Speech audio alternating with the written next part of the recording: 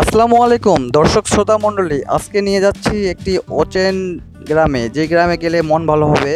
তো সঙ্গে থাকুন পুরো ভিডিওর। এক্ষুনি চলে যাওয়া যাক সেই গ্রামে। অনেক সুন্দর আকাশ এবং কাঁচা রাস্তা, দেখতে অনেক ভালো লাগবে। তো আমরা আর দেরি না করে চলে যাচ্ছি গ্রামের মেঠো পথ ধরে, সেই রাস্তায় যাচ্ছি আমরা। অনেক সুন্দর আকাশ, যেন একদম পরিষ্কার ঝকঝকে একটি আকাশ দেখতে পাবো আজকে। আমরা আজকে সকালেই রওনা দিছি ওই গোবরবাজার নামক রাস্তায়, যেটার অংশ গতকালকে আপলোড দিছি, আজকে বাকিটা দিচ্ছি। তো সঙ্গেই থাকুন। যারা পুরাতন রয়েছেন অবশ্যই শেয়ার করবেন, আর যারা নতুন রয়েছেন সাবস্ক্রাইব করবেন এবং অসাধারণ গ্রামের এই দৃশ্যগুলো উপভোগ করবেন। অবশ্যই ডিসপ্লেতে বড় করে পর্দাটাকে দিয়ে ডিসপ্লে বড় করে দেখবেন, তাহলে অবশ্যই মজা লাগবে। তো আমরা এই চ্যানেলের মধ্যে ঢুকে যাচ্ছি, তো আপনারা সঙ্গে থাকুন পুরো ভিডিও দেখুন। গ্রামের পাশে গাছপালার সঙ্গে অনেক রকমের সবজি চাষ হচ্ছে। পুঁই শাক, লাল শাক, কদু শাক এবং সিম গাছ রয়েছে। গ্রামে বিশাল বিশাল ধান ক্ষেত রয়েছে।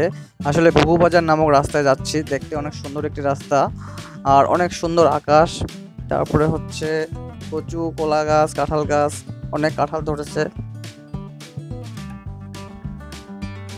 তারপরে হচ্ছে এখানে রয়েছে অনেক, এই দেখুন কবুতরের চাষ হয় এখানে। আকাশটা অনেক মেঘলা, ঠিক যেন মেঘগুলো ধরা যাচ্ছে হাত দিয়ে, এরকম অবস্থা হয়ে যায়।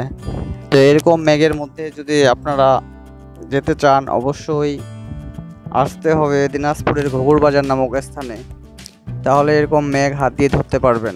আসলে সিলেটের পাহাড়ি অঞ্চলে এরকম মেঘ ধরতে পারা যায়। তো আপনারা এরকম সিলেটের যে পাহাড়গুলো রয়েছে, পাহাড়ের মতো এই অংশগুলোতে মেঘ দেখা যায়, ঠিক সেই মেঘগুলাই এখানে দেখা যাচ্ছে, নিচ থেকে দেখতে পাচ্ছেন। তো ভিডিওটি কেমন হচ্ছে অবশ্যই কমেন্টে জানাবেন, আর এরকম সুন্দর আকাশ দেখতে হলে চলে আসবেন ঘুঘুরবাজারে।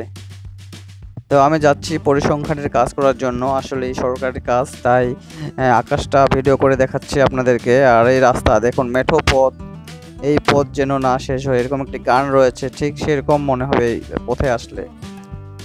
তো পথের দুপাশে অনেক গাছ ছিল, গাছগুলো কেটে ফেলা হয়েছে, তাই রথের দিনে অনেক রথ, তাই ছাতা নিয়ে যাচ্ছি। গাছ লাগানোর অবশ্য বর্ষাকাল আসে গেছে, গাছ লাগাবে অনেকে হয়তো। পরবর্তী সময়ে আসলে আপনারা দেখতে পাবেন এরকম গাছপালা হয়তো লাগা থাকবে। তো দেখুন বিশাল মাঠ, চাষের মাঠ এটা। ডানেও অনেক বড় চাষের জমি, বামেও চাষের জমি। আসলে অনেক বড় জমিতে চাষ হয়, আর মাঝখান দিয়ে সেই মেঠো পথ। এই পথে যারা শহর থেকে আসে অবশ্যই গ্রামের ফিলিংসটা নিতে পারে। শহরের মানুষেরা আসলে এরকম রাস্তা খুঁজে পাবে না, কাঁচা রাস্তা আসলে এই গ্রামের মধ্যে পাওয়া খুব কঠিন। এখন অনেক গ্রামেই পাকা রাস্তা হয়ে গেছে, যার কারণে কাঁচা রাস্তা আসলে একটা অন্যরকম পুরোনো দিনের স্মৃতি মনে পড়ার মতো অবস্থা হয়ে যাবে। তো সামনে একটা বিশাল বাসস্টপ, এই বাসস্টপটা হচ্ছে গ্রামের মানুষ সবাই মিলে অংশীদার রয়েছে। তো এই বাসস্টপ থেকে বাঁশ কাটে বিক্রি করা হয়, অনেকে শহরে নিয়ে যায় বিল্ডিং বানানোর জন্য, বাঁশ কাটে এখান থেকে। তো আমরা সামনে একটি মাদ্রাসায় পৌঁছে যাচ্ছি, একটি বাড়ি রয়েছে, একটি মাদ্রাসা রয়েছে। তো এরকম কলা বাগান রয়েছে, কলা বাগানের পাশেই একটি গ্রামে আমি যাব আজকে। তো দেখুন কলা বাগানটা অনেক বড়, এখান থেকে কলা 10 মাইলে নিয়ে যাওয়া হয়, 10 মাইল থেকে ঢাকা, সিলেট, রাজশাহী, অন্যান্য জেলায় পৌঁছানো হয়।